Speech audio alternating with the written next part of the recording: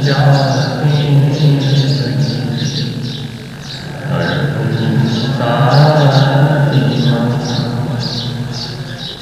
जो विद्यादि सागर सुधी,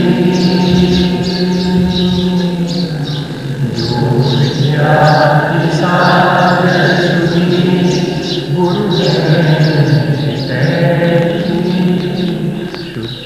शुद्धात्म में नित्य योग वे पाप ईश्वर तुम्हें जय सयाने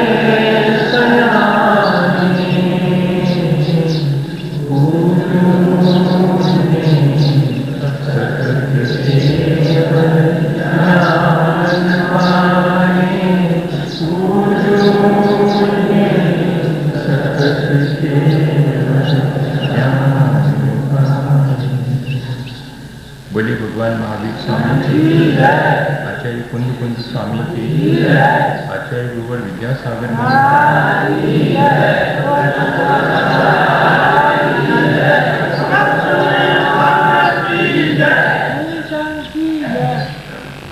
हम सभी लोग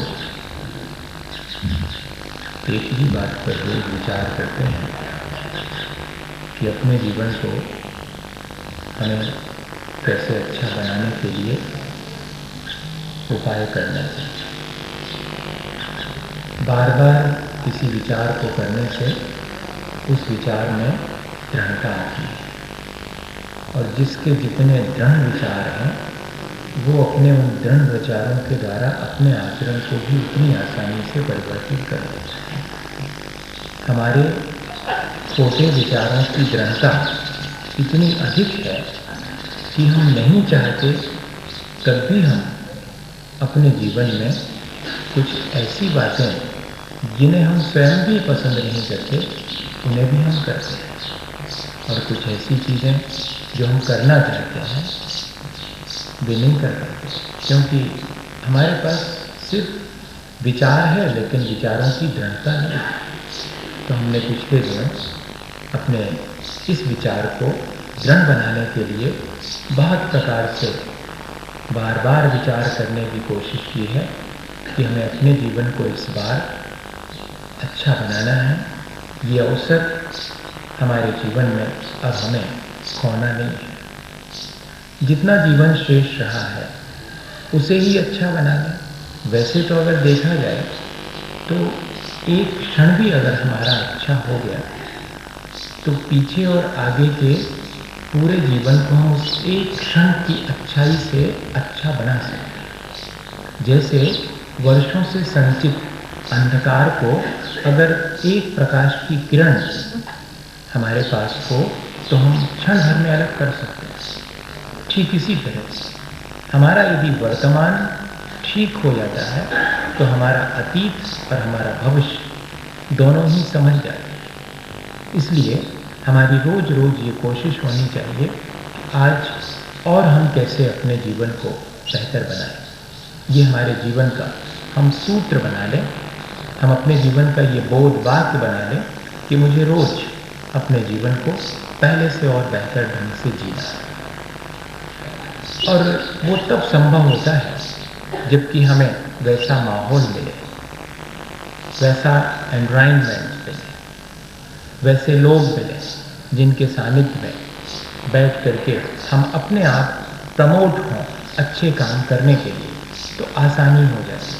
जैसे कि कोई इस पार से उस पार जाना चाहे तो नाव के सहारे जाएगा, पर एक तो नाव चलाने का ढंग वो है कि जिसमें हम अपने हाथ से कुछ चप्पू चलाएं और नाव खें और उस पार जाएं, और एक और होती है पाल वाली नाव जिसमें पाल खोल दिए जाते हैं तो हवा जैसे ही चलती है तो हमें बिना चप्पू चलाए बस सिर्फ इतना ध्यान रखना पड़ता है कि टर्न भर करना पड़ता है अपनी नाव को एक प्रॉपर डायरेक्शन में, बस इतना काम अपने को करना और नाव आसानी से चलती है।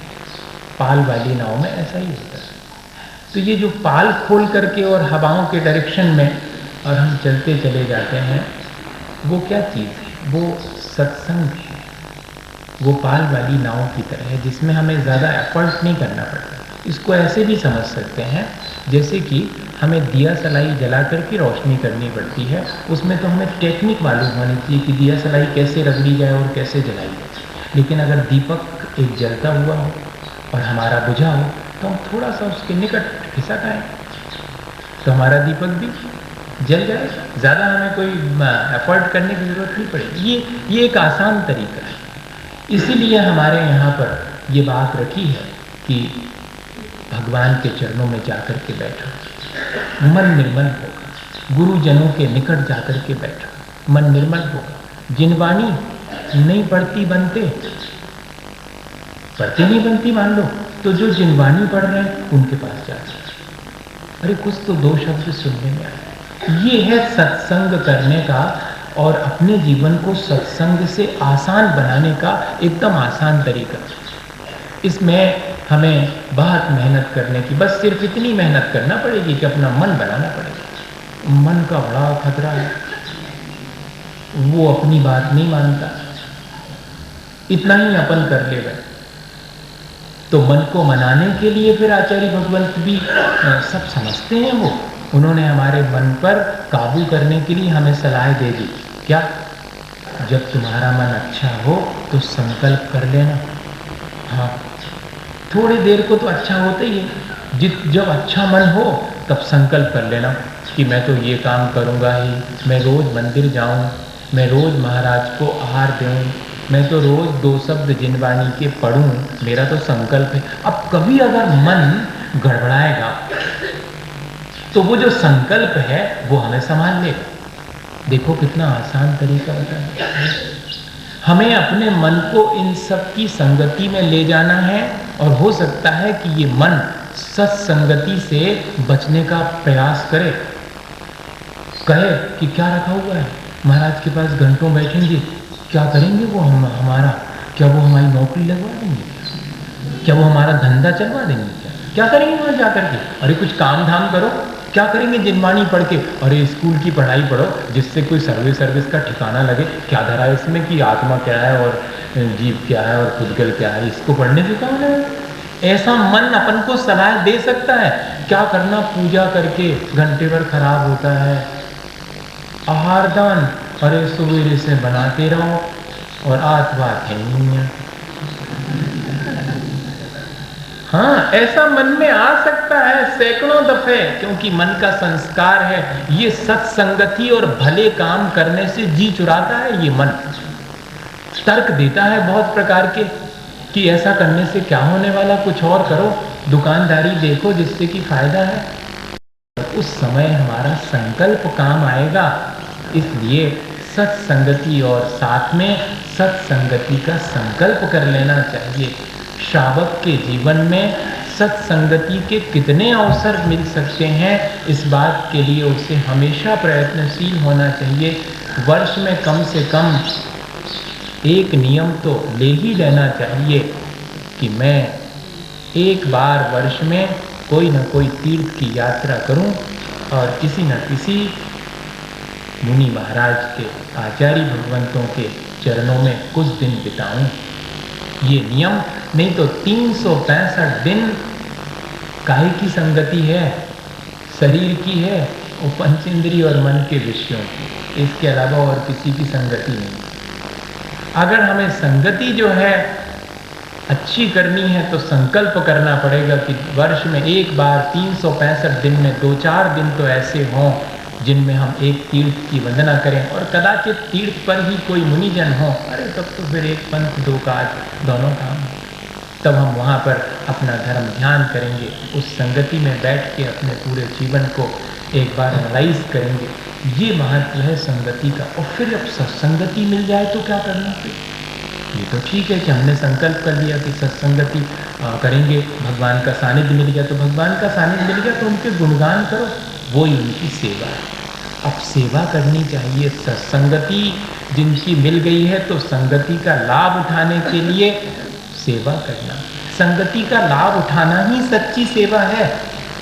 जैसे अपन ने कल चर्चा करी थी कि भगवान के चरणों में बैठने का मूल उद्देश्य क्या है या उनकी सच्ची सेवा क्या है, उनके जैसे बनने का प्रयत्न करना ही उनकी सच्ची सेवा। गुरुजनों के चरणों में बैठने का सच्चा उद्देश्य या सच्ची सेवा क्या है, उनके जैसे रत्नत्रय को प्राप्त करने की भावना और जिनवाणी माँ के चरणों में बैठ करके जिनवाणी का अभ्यास करना, उस अभ्यास करने का भी उद्देश्य क्या है कि मैं जैसे मेरे लिए जिनेंद्र भगवान ने मार्ग कहा है उस मार्ग पर चल सकूं। ये मार्ग मुझे जिनवाणी बता रही है और मुझे सहारा दे रही है, हाथ पकड़ के चलने के लिए प्रेरणा दे रही है। तो मुझे उस सच्ची सेवा तो यही कहलाएगी। तो सत्संगति के साथ साथ अब हमें ये ध्यान रखना है कि इन तीनों की कैसे सेवा करनी है और सेवा का उद्देश्य क्या रखना है। भगवान की सेवा, उनकी पूजा, उसके बारे में अपन अलग से उस प्रक्रिया को पूरा समझेंगे आने वाले दिनों में।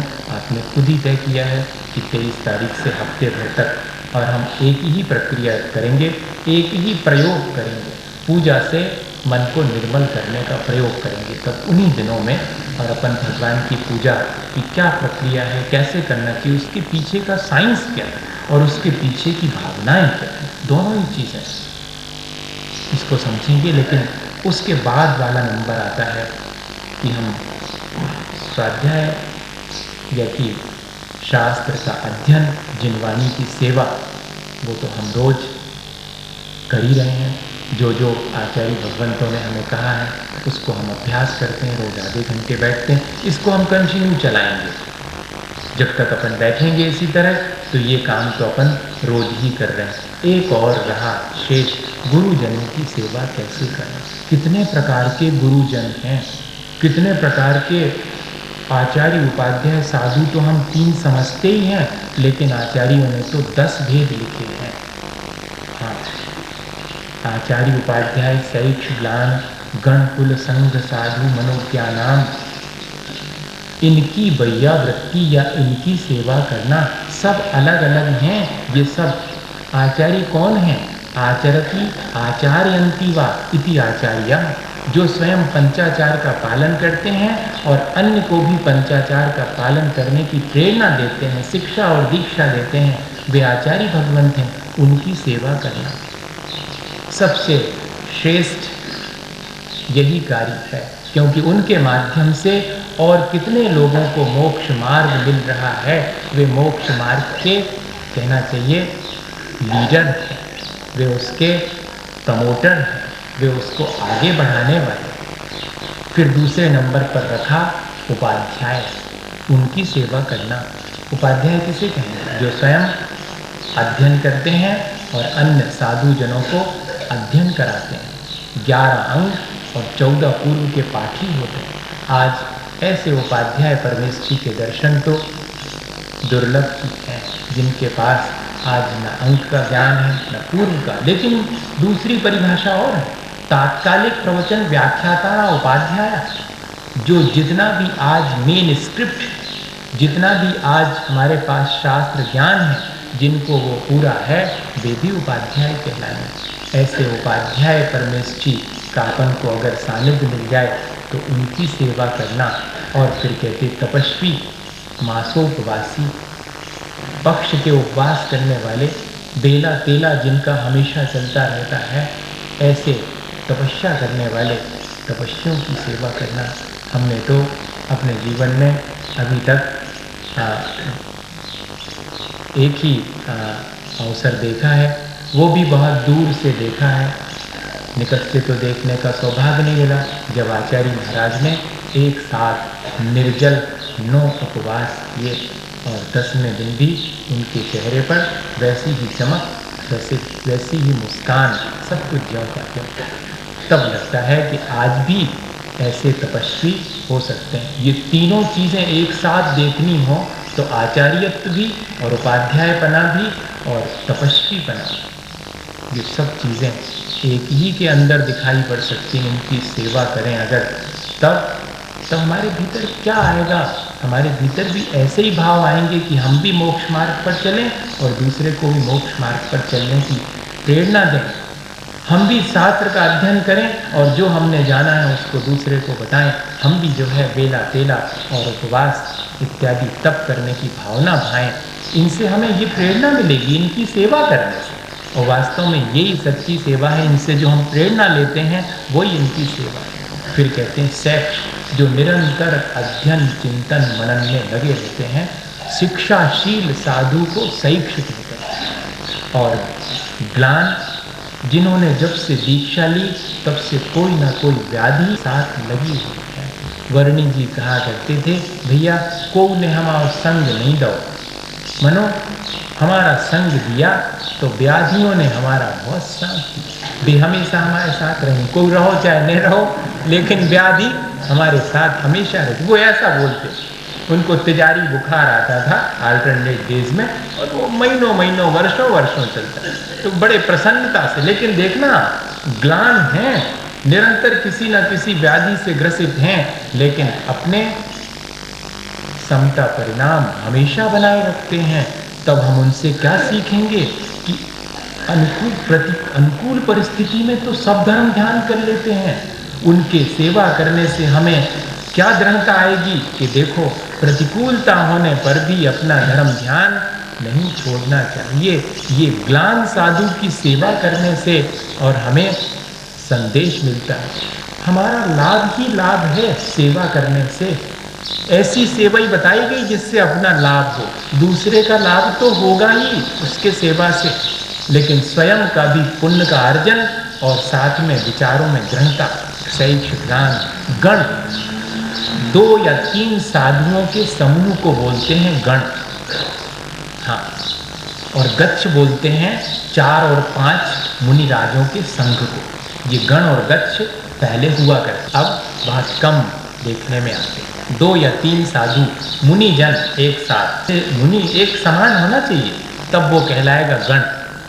और गच्छ जिसमें कि 4 या 5 या उससे अधिक साधु हैं, लेकिन कोई आचार्य नहीं है, उपाध्याय नहीं है उसमें, तब भी वो गच्छ कहलाएगा। इसी तरह गण में, गण भी जो है सामान्य साधु का नहीं बनेगा। हाँ, ये भी कि कोई भी 2 मुनि महाराज हो गए ऐसा नहीं, जो चिर प्रवर्जित हों, वर्षों से जिनने दीक्षा ले रखी हो, कम से कम 12 वर्ष, 1 युग जिनको दीक्षा के लिए हो गया हो, ऐसे साधुओं के, चिर प्रवर्जित साधुओं के 2 या 3 साधुओं के समूह को गण कहते हैं। ऐसे गण की सेवा करने से और गच्छ की सेवा करने से, दोनों इसमें आ जाएंगे। उनकी सेवा से हमें क्या संदेश मिलेगा? देखो, जो जितना वयोवृद्ध, ज्ञानवृद्ध और तपवृद्ध होता है, उसके अनुभव भी ज़्यादा। तो ऐसे अनुभवी की इसलिए कह रहे हैं कि गण की सेवा करने से और तुम्हें उनकी चिर प्रवर्जित, बहुत पुराने दीक्षित होने से उनसे उनके अनुभव सुनने मिलेंगे, नई नई चीज़ें तुम्हें जानने को मिलेंगी, इसलिए उस अनुभवी की भी सेवा करना। और फिर कहते कुल, कुल कहलाता है एक आचार्य के शिष्यों का समूह कहीं इकट्ठा हो जाए, जैसे कि पिछले बार हम लोग सब इकट्ठे हुए थे आचार्य महाराज के चरणों में, और कुंडलपुर जी में महामस्तकाभिषेक के समय पर 110 कितनी पीछे हो गई थी, मुझे पूरा ध्यान, 130 हो गई थी। अब उन सब के पास लोग कहते थे कि हमको एक दिन में दर्शन तो सबके हो जाते, लेकिन हम 2-2 मिनट भी बैठे अगर तो पूरा दिन में बैठ ही नहीं पाते सबके पास। सबके चरणों में 2-2 मिनट बैठे अगर, तो बताइए इतना बड़ा कुल है। जैसे अपने यहाँ पर शादी ब्याह में सारा कुटुंब इकट्ठा हो गया, फिर आपस में एक दूसरे से मिलते हैं, कैसा आनंद आता है।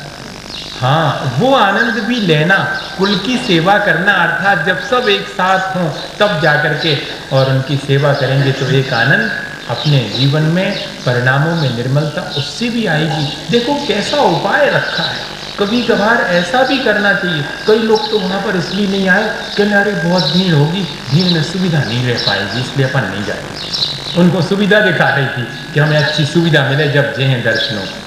और अगर वो ये सोचते कि नहीं, इतने सारे साधु जनों का एक साथ सेवा का अवसर मिलेगा, उनके सानिध्य का अवसर मिलेगा, तो थोड़ी बहुत असुविधा भी होगी, तो कोई बात नहीं है। ऐसा भाव करने से ही ये सेवा का अवसर मिलेगा। फिर कहते संघ, संघ में कुल तो होता है एक ही आचार्य के शिष्यों का, और संघ कैसा कहलाता? मुनि, आरिका, श्रावक, श्राविका। इतना ही नहीं, इसके साथ साथ संघ वो है जिसमें आचार्य हैं, उपाध्याय हैं, स्थविर हैं। स्थविर मतलब चिर प्रवर्त, ये स्थविर समय मुझे ध्यान नहीं आया, 2 या 3 स्थविर के संग को गण कहते हैं। क्लियर हो, स्थविर मतलब चिर प्रवर्जित साधु, तो स्थविर हो इस तरह से पूरा का पूरा संग कहलाएगा, जिसमें अध्याय चिर प्रवर्जित साधु मुनि तो है ही सामान, आरिका और श्रावक श्राविका। श्रावक श्राविका क्यों करके नहीं, तो क्या मतलब ये जो इस तरह बैठे हैं, नहीं, इसमें से श्रावक श्राविका की संख्या 2-4 होगी, बाकी सब फॉलोअर्स कहलाएंगे सबके। हाँ, श्रावक श्राविका वो कहलाएंगे जिन्होंने 2-2 प्रतिमा कम से कम ले रखी हैं। श्रावक के 12 व्रतों का पालन करते हैं, वही श्रावक में, नहीं तो फिर जैसे भगवान महावीर स्वामी के समय में 1 लाख श्रावक, 1 लाख श्राविक, 3 लाख श्राविकाएं थी, तो क्या कुल इतने ही लोग थे जैनी? नहीं, उसमें से पंचम गुण स्थान वाले श्रावक और श्राविकाएं, अर्थात जिन्होंने 2-2 प्रतिमा ले रखी कम से कम, और ज़्यादा हो तो ठीक है, कम से कम 2 प्रतिमा है, वो उनकी श्रावक में संख्या आएगी। ऐसे सबका चतुर्विध संघ कहलाएगा। या फिर दूसरा और होता है ऋषि मुनि यति और अंगार, ये 4 प्रकार के साधु जहाँ हों वो संघ कहलाता। ये तो आज अपने जीवन में सौभाग्य ही अपने को नहीं मिलेगा, क्योंकि विद्याधारी कोई मुनि महाराज नहीं, ऋषि नहीं। यति छपक श्रेणी में चढ़ने वाले मुनि महाराज यति कहलाते हैं, वे भी आज देखने को यहाँ भरत चित्र में नहीं है। और मुनि मन पर्य ज्ञान और अवधि ज्ञान से युक्त जो हैं वो कहलाते मुनि। आप तुम्हें फोकट में मुनि कहते, हाँ, हम पे दूसरी परिभाषा लागू होती है, कौन सी वाली? हाँ, जो पाप से मौन है वो मुनि, वो हम पे लागू हो जाएगी छोटी सी, पर वास्तव में जो मुनि हैं वो कौन है? जो अवधि ज्ञान और मन पर्य ज्ञान को प्राप्त कर चुके हैं वे मुनि हैं। वैसे मुनि जनों के दर्शन तो आज नहीं मिलेंगे, मिलते हैं किनके? अनगार। अनगार अर्थात जिन्होंने ग्रह का त्याग कर दिया है और समतापूर्वक रत्नत्रय की आराधना करते हैं, वे अवश्य आज हैं। तो ऐसा चतुर्विध संघ कहीं मिल जाए मुनि जो ऋषि मुनि यति और अंगार का, तब वो भी सौभाग्य है उनकी सेवा करने से। और फिर कहते हैं साधु आत्मानं साधयति इति, साधु जो अपने निरंतर आत्मा की साधना में लगे हैं वे साधु हैं। सज्जन पुरुष को भी साधु कहते हैं। हाँ, जो घर गृहस्थी में रह करके भी और कैसा निष्प्रय होकर के जीवन जीते हैं उनको भी शामिल करेंगे। और अंत में कह है कि मनोग, मनोग कौन है?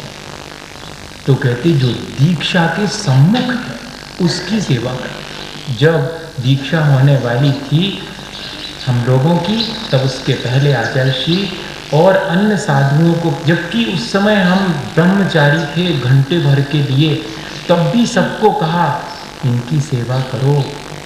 क्यों?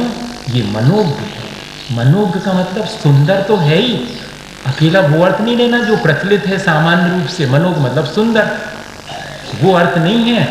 ये इनकी सुंदरता इसलिए है क्योंकि अगले क्षण ये दीक्षा लेने वाले हैं, देखो इनके परिणाम, इसलिए ये प्रशंसा के योग्य हैं। उनके चरणों में ही बैठो, उनकी भी सेवा करो। नहीं जब महाराज बन जाएंगे तब करेंगे, अरे नहीं, अभी जब भी बनने वाले हैं, बस अब मंच पे जाने ही वाले हैं, उसके पहले उनकी सेवा करो, उनसे भी तुम्हें वैराग्य मिलेगा। क्योंकि देखो उस समय अत्यंत वैराग्य के परिणाम होते हैं। जरा मिलो तो कि क्या हुआ, कैसे अचानक जो है, और अब आप अगले क्षण दीक्षा लेने वाले हैं, सुनाओ तो कैसा आपको लग रहा है।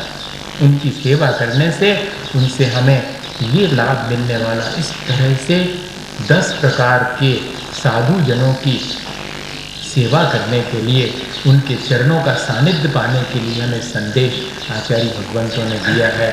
और सेवा अपन ने ये समझा कि 2 प्रकार से की जाती है और भूमिका अलग अलग है, वो भी समझना है अपन को। साधु की सेवा और श्रावक की सेवा की चर्चा कर रहे हैं, अभी साधु की सेवा की चर्चा नहीं करी अपन ने। साधुजन कैसे सेवा करते हैं वो अलग चीज़ है। अब जो श्रावक सेवा करे तो कितने प्रकार से करे? सबसे बड़ी सेवा तो यही है कि उनके जैसे बनने के लिए हम निरंतर प्रयास करें, ये सेवा है। लेकिन ऐसा तो हम भाव रखें, पर साथ में उनको दान इत्यादि और पैर दबा करके सेवा करें। ये जो दान है वो क्या चीज़ है, इस पर हम थोड़ी सी चर्चा पिछले दिनों कर रहे हैं। 4 प्रकार का दान है, सब जानेगा। जिसमें से सबसे श्रेष्ठ दान है आहार दान। उसके बारे में और आचार्यों ने बहुत कुछ लिखा हुआ। इस श्रवण सुत्तम में तो मैं चारों गाथाएं नहीं पढ़ रहा हूँ, एक ही गाथा पढ़ रहा हूँ, और वो आहार दान के लिए 4 गाथाएं एक साथ लिखी हैं, उसमें से एक ही अपन पढ़ लेते हैं। बाकी दान भी श्रेष्ठ है, ऐसा नहीं समझना, लेकिन भूखे भजन न हो गोपाल, ले लो अपनी कंठी माला इसलिए सबसे पहले उसी को रखा हुआ।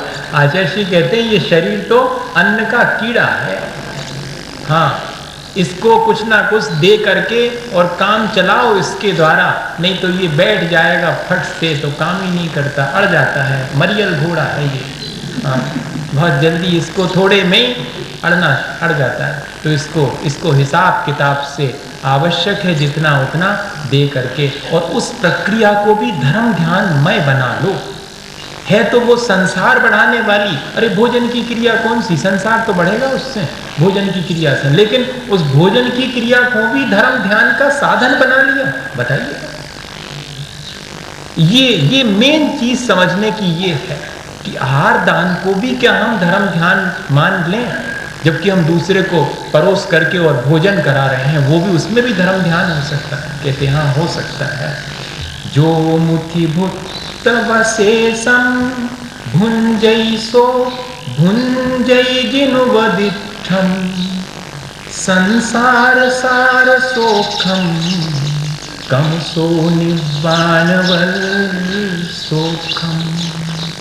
सागार जो असन को मुनि को खिला के पश्चात सभी मुदित हो अवशेष पाके।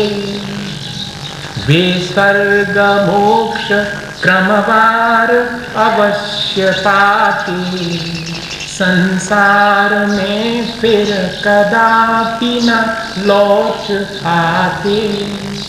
ऐसे श्रावक जो पहले चतुर्विध संघ को, मुनि आर्य का श्रावक श्राविका को पहले भोजन करा के शेष जो बचा है उसे स्वयं ग्रहण करते हैं, और कैसे रो धो के नहीं, प्रसन्नता पूर्वक, आनंद आ गया आज तो, ऐसा अगर करते हैं तो वे क्रम से पहले स्वर्ग और फिर मोक्ष प्राप्त करते। स्वर्ग क्यों लिख दिया? क्योंकि दान देने वाला सबसे पहले कहाँ जाएगा? नहीं, अगर सम्यक दृष्टि होगा तो जाएगा, हाँ, और अगर मिथ्या दृष्टि है तो भोग भूमि जाएगा, और भोग भूमि जाने वाले को तो मजबूरी है, बच के नहीं जा सकते बच्चों, स्वर्ग जाना ही पड़ेगा। हाँ, ऐसी भाषा बोल रहा हूँ, मतलब जाना ही पड़ेगा, डेफिनेट है। भोग भूमि वाले को स्वर्ग, पहले दूसरे स्वर्ग में उत्पन्न होना ही है उनके लिए। तो इस तरह से अगर सम्यक दृष्टि आहार दान देता है तो स्वर्ग ही जाएगा सीधा, और अगर मिथ्या दृष्टि भी आहार दान दे रहा है तो पहले भोग भूमि जाएगा फिर स्वर्ग जाएगा, वहाँ से आकर के उस दान के भावों से और फिर स्वयं दान लेने योग्य होकर के मुनि बन करके और क्रम से मुक्ति भी पा सकता है। ये लालच दे रहे हैं, लालच, आ तो जाओ ऐसी लालच में, कोई नहीं आता है ऐसी लालच में। हाँ, इतनी बढ़िया बढ़िया लालच दे देते हैं आचार्य भगवान कि कैसे ही तो मन बने अपना ये सब चीज़ें सोच करके कि अरे इतना सब मिलेगा अपन करो। लालच नहीं है, वास्तव में ये फैक्ट्स, ये सच्चाई, और सच्चाई तो हमें जाननी चाहिए कि कैसे हम अपने जीवन को ऐसे इन साधनों के माध्यम से भी अच्छा बना सकते। 2 छोटी छोटी घटनाएं बताऊं आपको। जब उस समय साहू श्यांस जी हुआ करते थे, अब तो नहीं रहे, सन 1978 की बात है, 78। हम उस समय गृहस्थ में आचार्य महाराज के दर्शन करने और नैनागिर जाया करते थे। उस समय नैनागिर जैसा था, आज तो कई गुना बड़ा हो गया। उस समय तो उतनी फैसिलिटी थी नहीं, थोड़े से कमरे थे और बाहर दहलान थी, बारिश के दिनों में बहुत मुश्किल होती। और चतुर्मास के समय में श्यांस जी साहू जी वहाँ पहुँचे। उनका हालांकि पहले से ही प्रोग्राम बन गया और सारी कोशिशों के बावजूद भी उन जैसे व्यक्ति को भी नैनागिर में वो कमरा नहीं मिला। इतने बड़े होने के बाद भी। मज़ा तो तभी है, वैसे तो मज़ा तभी, लेकिन अब मज़ा नहीं आता। अब तो पहले से AC रूम पहले से रिजर्व होकर के, अब तो लोग अगर तीर्थ क्षेत्र पे अपना कमरा अपने नाम से बनवा देते पैसा देकर, तो फिर वो उनको जब भी मेला आएगा तो उनको मिलेगा। मतलब अभी भी डोनेशन नहीं दिया, इन्वेस्टमेंट अभी भी उससे अबे दे दिया लेकिन छूटा नहीं। अभी मैंने बनवाया था, मैं जाकर के वहां रुकूंगा, जबकि होना ये चाहिए था कि उसमें तो रुकूंगा ही नहीं। अब मेरे लिए वो निर्माल्य है, अब दे दिया गया है, मैं उसका उपयोग ही नहीं करूंगा, मैं तो किसी अन्य में रुकूंगा। मैं स्वयं अपने बनाए हुए कमरे में जाके रुकूंगा ही नहीं तो निर्माल्य का भोग कहलाएगा और मुझे नरक आयु बंधेगी या अंतराय कर्म बंधेगा। ये ध्यान ही नहीं जाता किसी का भी। थोड़ा ध्यान चला गया अभी, करिए ऐसा भी हो सकता है। हाँ, लिखा ही ऐसा है, रेण सारदी पढ़ो कुन स्वामी का, उसमें लिखा है जो अपने द्वारा दी गई दान की वस्तु का स्वयं उपयोग कर लेवे, नरक का भागी या कि अंतराय कर्म का और विकलांग होने के चांसेस है। ये लिखा उसने, पढ़ करके बड़ा आश्चर्य लगता है। अपन की अज्ञानता की वजह से कई ऐसी चीजें अपन कर लेते हैं, अपन को खुद नहीं मालूम, बाद में बड़ा पछतावा होता है। लेकिन आचार्यों ने सब लिखा है इस तरह का सावधानी बरतने के लिए। बात में आ गई तो मैंने आपको वो बात बता दी, नहीं तो मैंने सोचा नहीं था इस तरह से। बात एकदम आ गई तो ध्यान आ गया कि अपन ऐसा कर लेते हैं कई बार। उनके लिए कमरा नहीं मिला और बाहर पर्ची में दहलान में और फर्श बिछा दिया, उसी पे जाके बैठे और मुनीम साहब और सब खड़े हैं, अध्यक्ष क्षेत्र के, कि अब क्या करें, कोई भी कमरा खाली नहीं कर रहा है। अब उनको कोई ऐसा थोड़ी है कि आप आए हो तो दूसरे का सामान बाहर करके और आपको जमाएं, ऐसा तो अच्छा भी नहीं लगता। कोई भी हो, कमरा उसका रुका है वो। अब वो कहने लगे नहीं बहुत अच्छा है, यहीं बैठते हैं, और बैठ गए वहीं पर सब कुछ। और उन्होंने कहा कि हम तो आचार्य महाराज को आहार दें।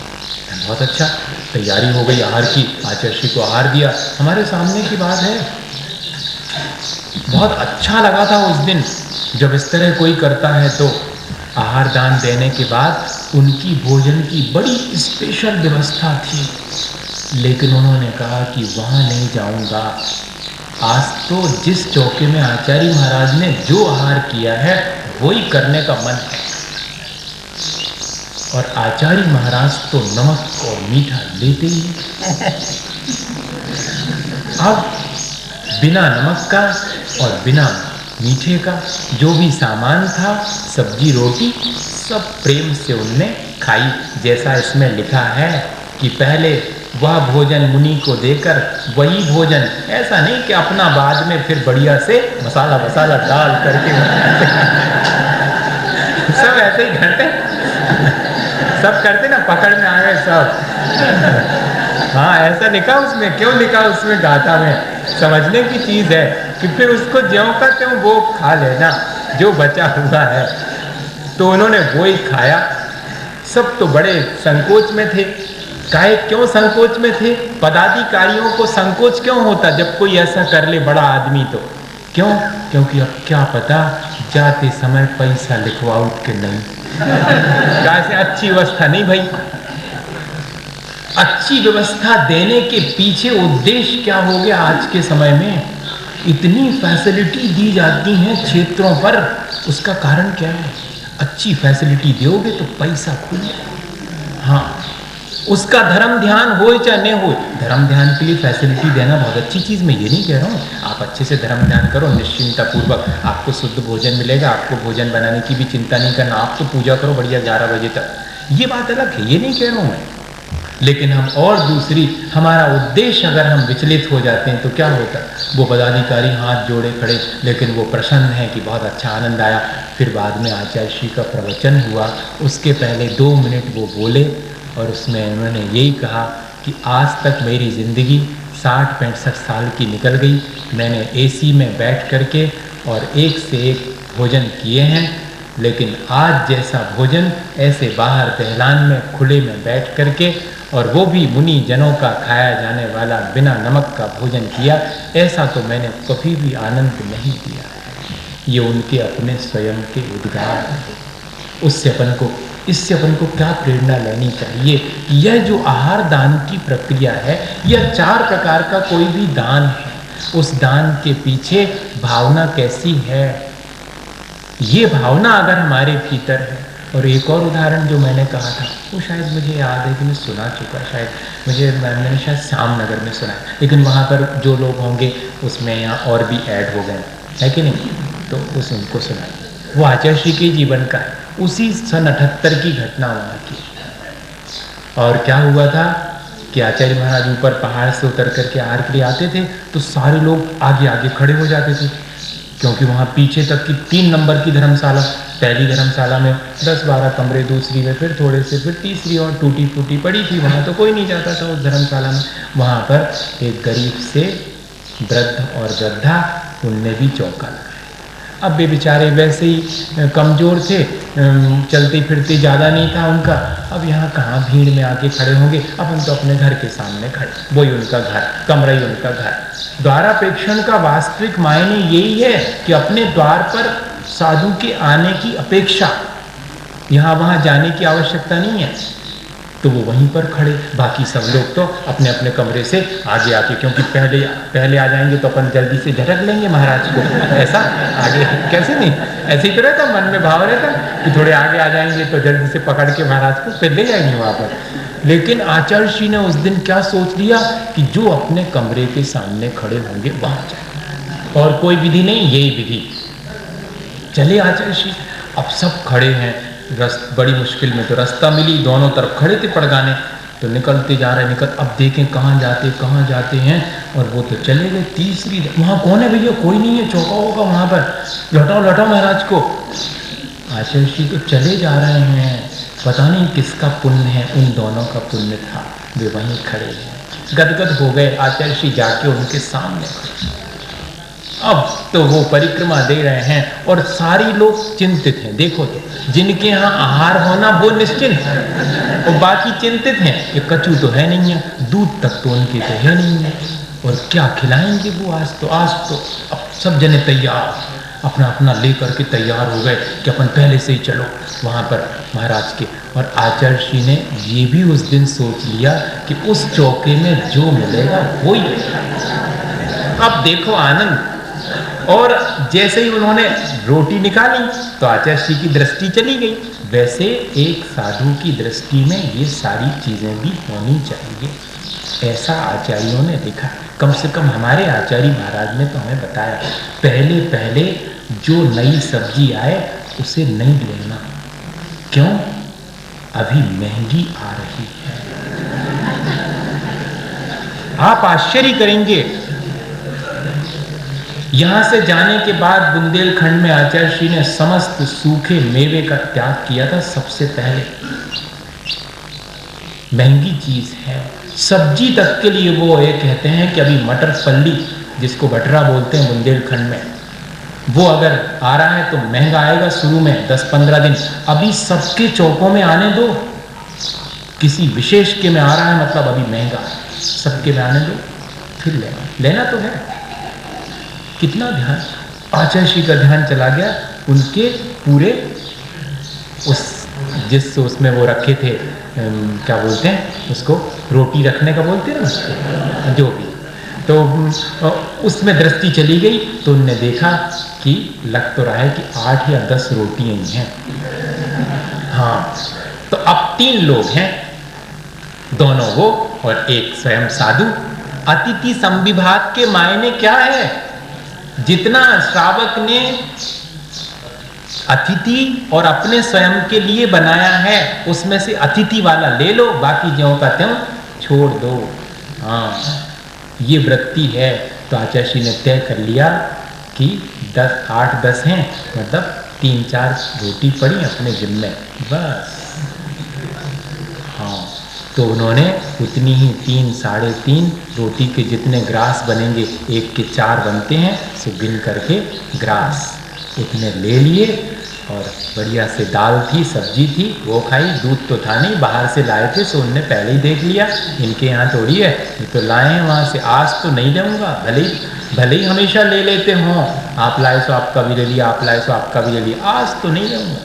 आज तो इन्हीं के यहाँ जो है वो ले, और ले करके बढ़िया से प्रसन्नता से आकर के और बैठ गए और ध्यान में लीन, और सब जने चिंतित कि हो सकता है कुछ गड़बड़ हो गई, इसकी प्रायश्चित कर लिया। अपन को उल्टा ही सूझता है। हाँ, उन्होंने ऐसा आहार करवा दिया, आचार्य तो प्रायश्चित कर रहे हैं, ध्यान में। अब हम लोग देख रहे हैं कि 2:30 बज गए हैं, आचार्य की कक्षा होती है अभी तक नहीं हुई, 2:30 तो बज गए हैं, आचार्य तो बिल्कुल टाइम से उठ जाते हैं, आज तो ध्यान से नहीं उठे, जरूर कोई ना कोई बात तो हो गई, गड़बड़ हो गई कुछ ना कुछ, आज तो लगता क्लास भी नहीं लगेगी। खूब घंटी बजाई, घंटी बजती है क्लास की, आप कभी जाएंगे तो देखेंगे वहाँ पर, क्योंकि सब साधु अलग अलग कमरों में बैठे रहते तो घंटी की आवाज़ से सबको टाइम मालूम पड़ जाता। तो घंटी बजी, सब साधु तो जा कर के बैठ गए, लेकिन अभी आचार्य उठे नहीं, फिर बजाई 5-5 मिनट में घंटी, तो बामुश्किल आचार्य 2:45 बजे उठ करके और बैठे और वचन का जो भी वाचना करनी थी, स्वाध्याय कराना था, शुरू कर दिया। स्वाध्याय कराते कराते आधे स्वाध्याय में कोई प्रसंग आ गया तो बोले कि आज तो मेरा मन था नहीं स्वाध्याय का, आज तो ध्यान में ही आनंद आ रहा था, पता नहीं उन लोगों ने कितना पवित्र आहार करवाया कि मेरा मन तो आज ध्यान में ही। बताइए, आपकी पूरी पीछे रह जाएगी, हलवा पीछे रह जाएगा, प्रेम से दी गई रूखी रोटी पवित्र भावनाओं से वो महत्वपूर्ण है। द्रव्य, हाँ, ये है दान की प्रक्रिया। मैं आपको इसलिए ये उदाहरण सुना रहा हूं, व्याख्या तो बहुत सारी है लेकिन इससे बहुत जल्दी समझ में आ गया कि हमको द्रव्य कैसा देना भैया, हमको भाव कैसे रखना। प्रक्रिया तो अपन करते हैं, रोज करते हैं, लेकिन उसमें अगर थोड़ा सा ऐसा संशोधन कर लेवें तो वही धर्म ध्यान हो जाएगा। उसी के द्वारा हमें उतने मात्र से सुबह 6 बजे से भावना बनाई, अब आते होंगे, अब आते होंगे, अरे जल्दी से करो, देखो 9 तो बज ही गए हैं, अब 9:30 बजे उठने ही वाले हैं महाराज। पूरे 6 बजे से कर रहे हैं पाप की क्रिया, हो रहा है पुण्य का अर्जन। ध्यान रखना, भावनाओं में पाप नहीं है, शरीर क्रिया में जो है भोजन बनाने की प्रक्रिया में आरंभ सारंभ हो रहा है, लेकिन भावना है अब देऊंगा, अब आएंगे महाराज, अब बस आते ही होंगे। और फिर उसके बाद घर के सामने आ गए तो बहुत हर्ष, और घर से आगे निकल गए तो थोड़ा मन बुझ जाता है, लेकिन घबराना नहीं, अभी और किसी का पुण्य मेरे से भी अधिक आज ज्यादा हो गया है, कोई बात नहीं। मेरा तो इतना पुण्य था कि 6 बजे से 9:30 तक कितना पुण्य का अर्जन किया है, और मेरे घर के सामने से निकल गए, ये कम पुण्य है क्या? ऐसे भाव बनाना, घर के सामने से आगे बढ़ जाने पर कोई पाप का उदय नहीं आ जाता, ये हमेशा लोगों के मन में आ जाता है। और यहीं जाकर के हम उस आहार प्रक्रिया में संक्लेश कर लेते हैं, जिससे धर्म ध्यान होना चाहिए था उससे आर्थ ध्यान कमा लेते हैं। इसलिए सावधानी की आवश्यकता है। मेरे पुण्य में कोई कमी नहीं आई, 6 बजे से 9:30 तक बिल्कुल बराबर पुण्य का बंद हुआ, और अभी मेरा कुछ नहीं बिगड़ा, मैंने तो पूरा दान देने की भावना रखी है, सो बस अब इंतजार कर रहा हूँ, अगर लौट के आते तो ठीक है, नहीं तो जिनके यहाँ गए हैं उनके यहाँ जैसे ही मालूम पड़ेगा कि शुरू हो गए, चलो दान तो देना है अपन को, वहां जाकर के दे लेंगे, दान में कोई कमी नहीं आई। बताइएगा, हमने उस प्रक्रिया का किस तरह मन वचन काया तीनों से नहीं देते हुए भी लाभ ले लिया। ऐसी यह दान की प्रक्रिया है।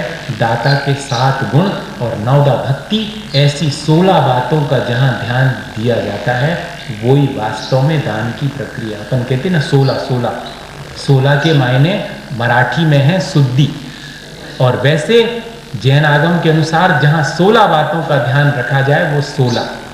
कौन सी 16 बातें? 9 भक्ति और 7 दाता के गुण। अपन इन पर भी विशेष रूप से जब समय होगा तो इसको चर्चा करेंगे।